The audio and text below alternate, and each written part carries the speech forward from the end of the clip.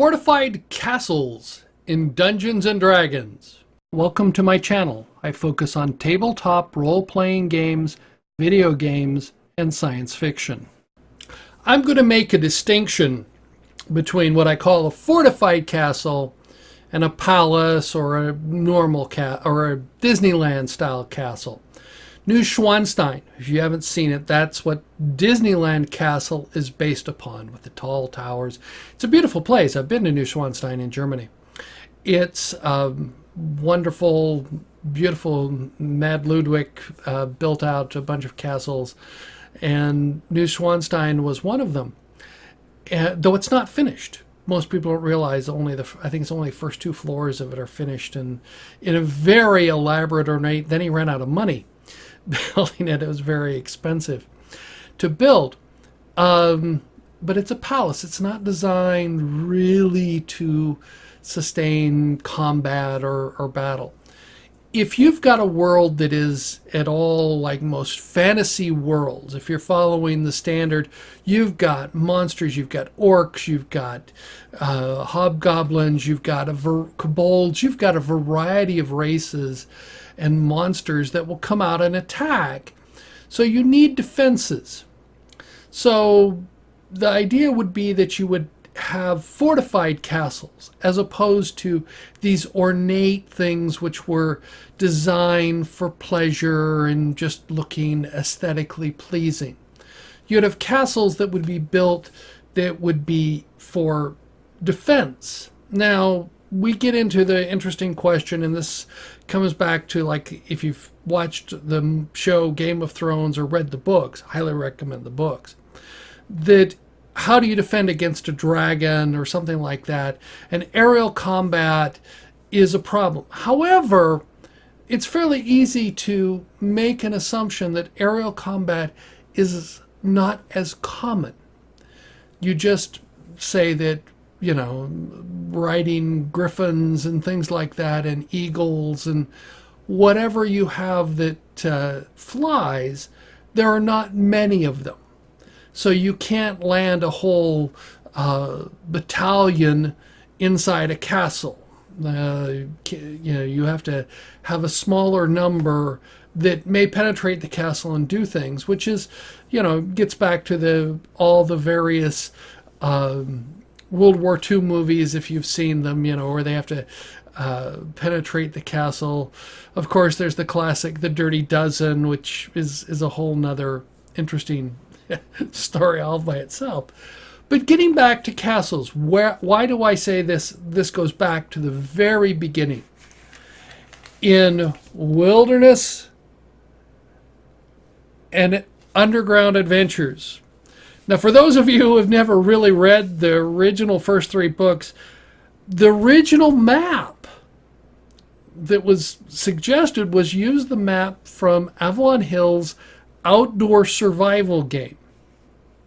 You can find that. They're still selling copies of it, like on Amazon and eBay and so on. It got horrible, shall we say, reviews as a game, but the map was used in Dungeons and Dragons, and it talks about it here on page 15.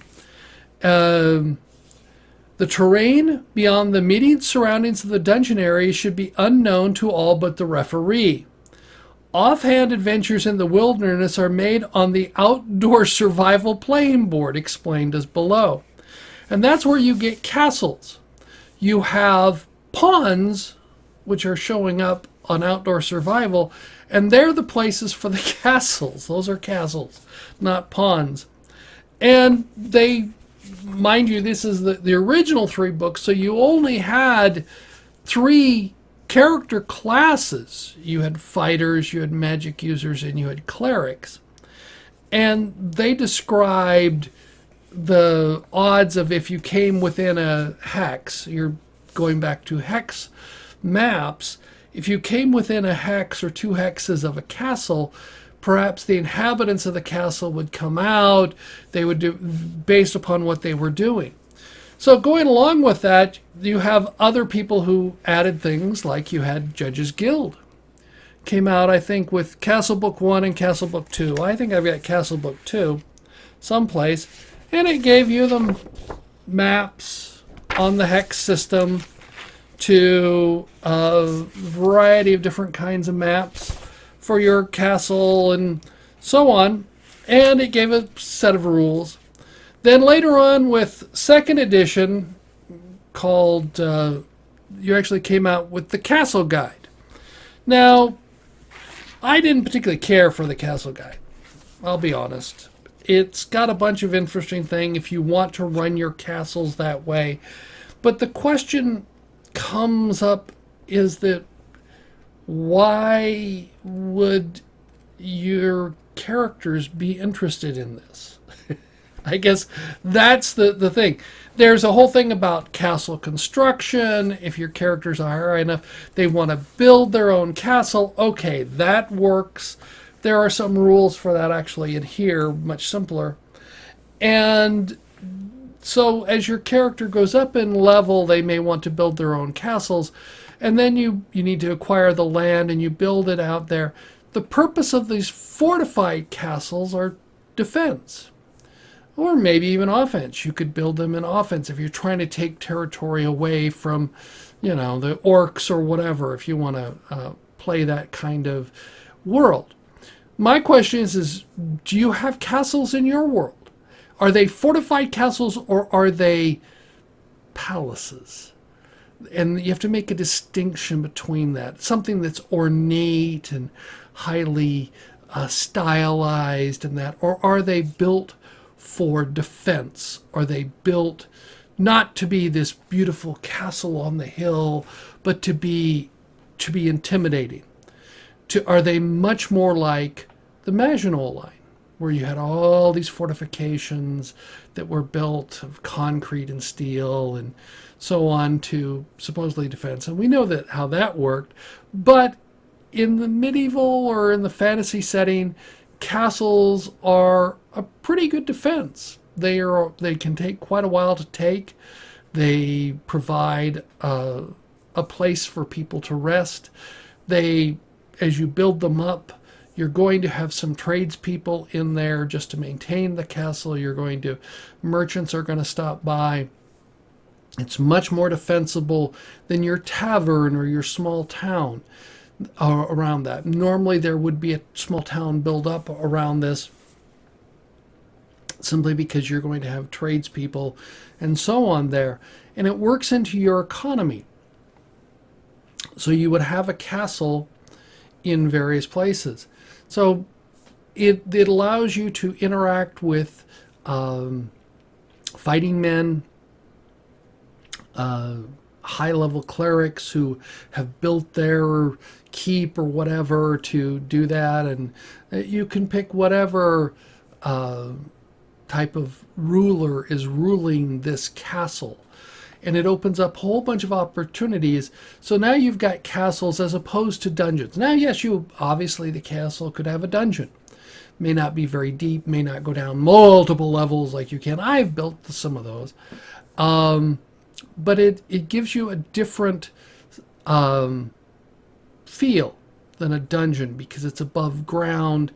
It's out there. You would interact with a lot more non-player characters. You're not going to... your characters, unless you're going to play the murder hobos and they're high enough level to take on a castle, they're going to come into the castle and have to be somewhat on their best behavior. Maybe not. They need to, just like going into the town. You have the angry villager rule, which also, by the way, is in here. Angry villager rule. To handle people who don't do what they're supposed to be doing. But you've now got a fortification that's there. They can come in. You can pick up new stories, new hints. It's a place to stay that's safe. So if you want to add those, that adds a little bit more color to your campaign. What kind of castles are they building? Is there a style of the castle? You go back to the Roman forts. The Roman forts built them mainly of wood, which is why not many of them exist, though they did, like Hadrian's Wall, which was built by the Romans, was a bit more substantial, but that was because wood was not as available and it was cold. Anyway, but you have these type of fortifications that are built there. I mean, Game of Thrones has the Wall and all the castles that were supporting that.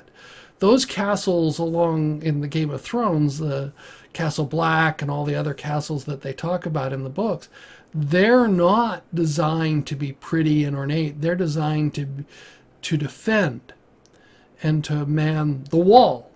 So do you have these? What have you done? Where have you adventured into castles? What have you done with them as a DM? Have you put castles as dotting your landscape? Like, it's sort of implied that that's what you should be doing. You should have castles dotting your landscape. It gives a place to establish nobility outside of the big cities. So I'd like to hear your comments about this. Thank you for watching my video. I look forward to learning what you think about this video. Let me know in the comments below. If you like the video, press the thumbs up button. You can subscribe by clicking the link in the lower left. If you are interested, there are links to more content.